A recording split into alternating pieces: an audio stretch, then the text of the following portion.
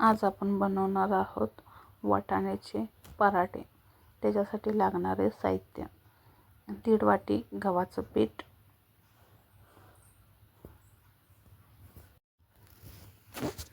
1/2 वाटी बेसन,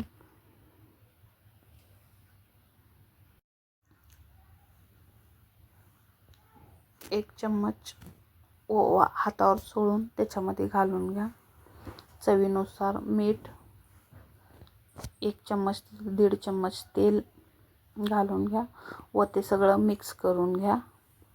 त्याच्यानंतर थोडं थोडं पाणी घालून मळून घ्या। पीठ थोडंसं घट्ट मळून घ्या। पीठ मळून झाल्यानंतर त्याच्यावर थोडंसं तेल घालून आणखीन थोडं मळून घ्या व झाकून ठेवा एक अर्धा तासासाठी। आपलं पीठ मळून तयार आहे। आता आपण सारण बनवून घेऊया। त्याच्यासाठी लागणारं साहित्य: एका कढईमध्ये तेल घालून घ्या, 1 ते 2 चमचे। तेलामध्ये जिरे, 4-5 मिरच्या, 1 गड्डा लसूण व आपण नीट करून स्वच्छ धुवून ठेवलेले वाटाणे त्याच्यामध्ये घालून परतून घ्या। 1-5 मिनिटं व्यवस्थित परतून घ्या।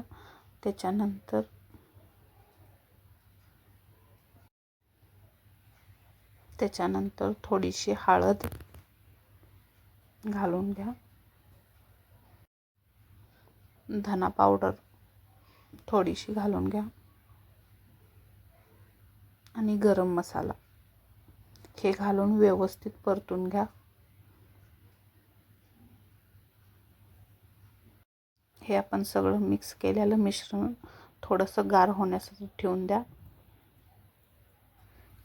गार झाल्यानंतर मिक्सरच्या भांड्यामध्ये घालून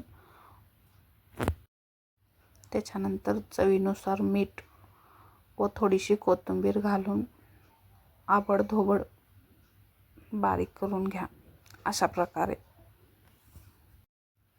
नंतर ते एका भांड्यामध्ये काढून घ्या।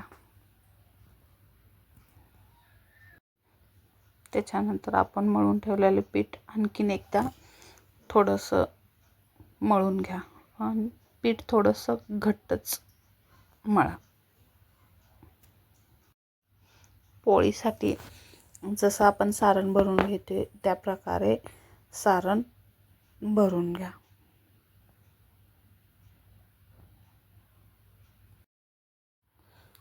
सुकं पीठ दोन्ही साईडला लावून घ्या व दाखवल्याप्रमाणे लाटून घ्या।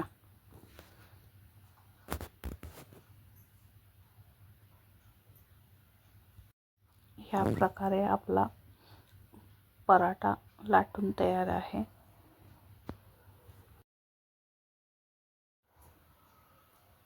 बारीक गॅस करून आपला पराठा व्यवस्थित भाजून घ्या।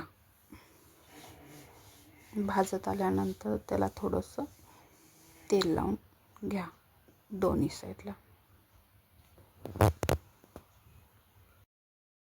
तयार आहे आपले वाटाण्याचे पराठे।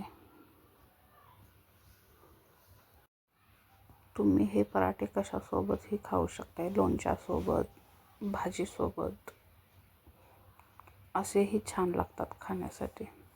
एकदा नक्की ट्राय करा। माझे व्हिडिओज आवडले तर लाईक करा आणि सबस्क्राईब करा प्लीज।